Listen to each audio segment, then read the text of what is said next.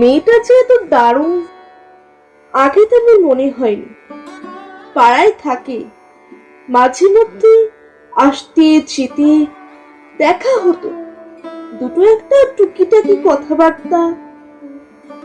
শ্যামলা রঙের বলা চলে, কালো কুৎসিত, দেখতে শুনতে এমন কিছু আহামরি না। কখনো সে সরাসরি দেখতো, কিন্তু তখন চোখের মধ্যে আকাশ কিংবা হরিণ টরিণ খুঁজে পায়নি।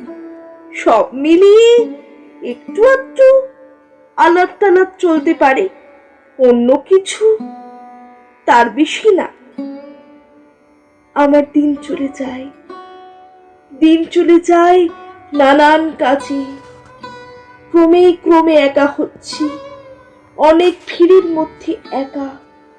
বেশ কিছুদিন আসতে যেতে দেখা হয় না, ভুলেই গেছি একটা মেয়ে প্রতিবেশী। সেই মেয়েটা আছে কি নেই। দিন চলে যায়, বর্ষা গেছি, শীত গিয়েছি, বসন্ত শেষ।